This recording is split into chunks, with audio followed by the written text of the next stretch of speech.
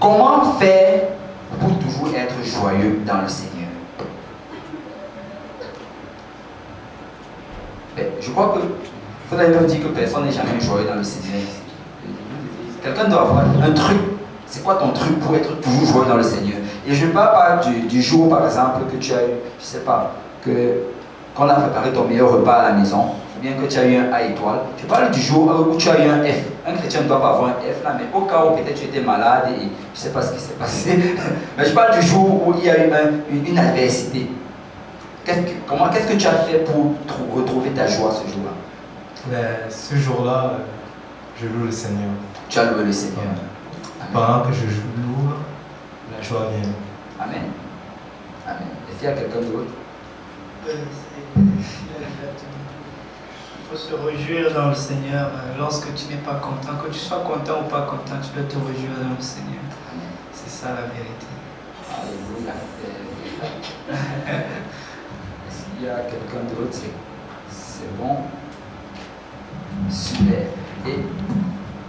Et c'est ça. La Bible dit que car la joie de l'Éternel sera votre force. La joie de l'Éternel sera votre force. Et vous savez,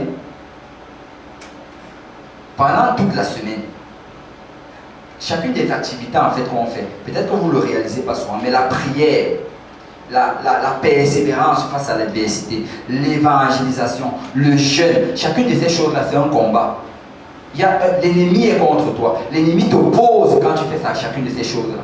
Et tu réalises vraiment que tu es continuellement en train de combattre toute la semaine. Et souvent à la fin de la semaine, quand le vendredi s'en vient, tu es lourd. C'est pour ça que je vois souvent des gens venir ici à J-Péniel.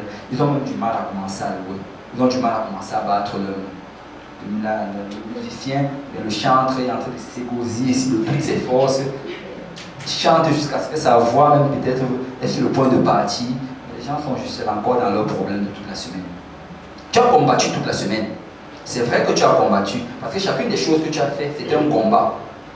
Mais est-ce que vous savez que dès le moment que tu rentres et que tu commences à louer le Seigneur, la Bible dit que la joie de l'Éternel, c'est ça ta force. Quand tu commences à louer le Seigneur, quand tu commences à sauter de joie, la joie de l'Éternel tombe sur toi et tu ressens une force, une puissance, une assurance qui te renouvelle tes forces. C'est ça que la joie de l'Éternel te fait. C'est pour ça que vous voyez souvent les personnes qui ont le plus combattu pendant la semaine, ce sont les personnes qui sont le plus en train de louer. Parce qu'ils savent que ça c'est ma dernière opportunité. Je ne veux pas rentrer encore chez moi avec ça. Je ne veux pas passer une semaine de plus encore avec tout ce fardeau-là sur moi. Ça va rester ici, là, dans l'église. Ça va rester ici. Et tu vois la personne loue, la personne adore, la personne célèbre. Parce qu'il sait que ce n'est que là qu'il peut retirer sa joie de l'Éternel. Si toute la semaine tu combats, après tu reviens encore à l'église et tu ne loues pas, c'est que tu es mal barré. Tu es très mal barré. Ça va juste s'accumuler, s'accumuler, s'accumuler. Vous savez, David a dit, je suis dans la joie quand on me dit, allons dans la maison de l'Éternel. Pourquoi David était dans la joie? C'est parce qu'il savait que quand je vais rentrer dans la maison de l'Éternel, tous les fardeaux, tous les combats et toutes ces choses-là qui sont en train de m'arriver vont juste commencer à s'anéantir les uns après les autres. Et je vais être rempli de joie, et je vais être rempli de paix, et je vais être rempli d'assurance, parce que je sais que la joie de l'Éternel, c'est ma force. Amen. La joie de l'Éternel, c'est sa force. Psaume 22, verset 4. La Bible dit, pourtant tu es le Saint, tu sièges au milieu des louanges d'Israël. Tu sièges au milieu des louanges d'Israël. Pendant toute la semaine, alors que tu es en train de combattre, tu es en train de combattre par la puissance de l'Éternel. Mais dès que tu arrives et tu commences à louer, le Seigneur descend avec le grand bouclier, avec le petit bouclier, avec la lance et le javelot. Il commence à détruire toutes ces situations-là qu'il y avait dans ta vie pendant la semaine. Il commence à combattre chacun de tes combats. Il commence à briser les reins de l'ennemi. Il commence à enlever tout fardeau de toi. Et tu ressens une joie qui descend sur toi. Et tu ressens une paix. Et tu ressens une assurance. Et là, tu es libéré de tous les fardeaux. Donc, il faut louer le Seigneur. Amen. Loue le Seigneur de tout ton cœur. Célèbre le Seigneur. Abandonne-toi dans la louange. Parce que c'est l'endroit où le Seigneur est en train de te remplir de sa joie. Alléluia. Alléluia. J'ai fini. Si on peut s'élever tous ensemble. Et si on peut juste pratiquer cela. Si on peut juste battre nos mains de toutes nos forces. Si on peut pousser vers Dieu le cri de joie. Si on peut célébrer notre Dieu. Alléluia.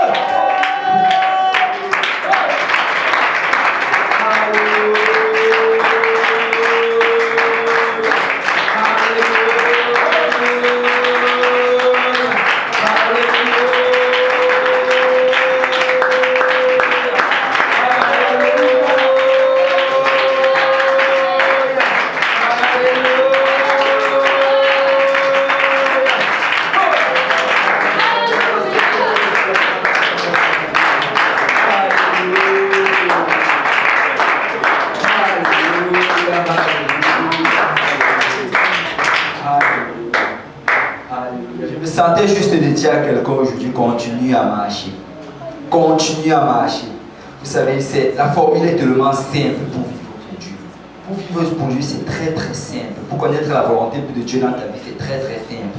Il n'y a en fait que trois choses que le Seigneur te demande de faire. Trois simples choses. Prie chaque jour. Lis la parole de Dieu chaque jour. Et viens dans la maison du Seigneur chaque jour, autant de fois que possible. Si tu peux venir chaque jour, c'est que c'est encore meilleur. Mais viens autant de fois que possible.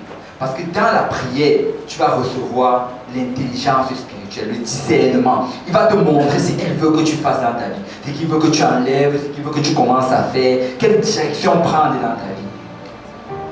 Dans la parole, il va te donner la sagesse spirituelle. Il va te dire ce que tu dois faire pour éviter de faire les erreurs que les gens ont fait dans le passé. Il va te montrer sa volonté dans toute sagesse et tu vas savoir exactement quelle direction tu dois prendre spirituellement. Et quand tu vas venir dans la maison de Dieu, quand tu vas louer au milieu de l'assemblée de Dieu, tu vas ressentir la joie. Il va enlever tout fardeau de toi. Il va enlever toute inquiétude. Il va te donner la paix. Et la Bible dit la paix qui surpasse toute intelligence. Parce que malgré les épreuves, malgré les obstacles, tu vas ressentir une paix dans ton cœur. Tu vas ressentir la joie de ton salut. Alléluia, alléluia. Alléluia. Je ne sais pas s'il y a des gens qui se sentent comme s'avancer en avant pour prier, pour encore juste s'abandonner entre les mains du Seigneur, pour permettre encore au Seigneur de le remplir de sa joie, pour permettre encore au Seigneur de lui faire rentrer pleinement dans sa volonté, pour permettre au Seigneur de l'aider dans sa marche avec Dieu, pour permettre au Seigneur de le fortifier à tout égard et de rester ferme face à l'adversité. Alors si on peut juste prier, on va prier que le Seigneur nous permette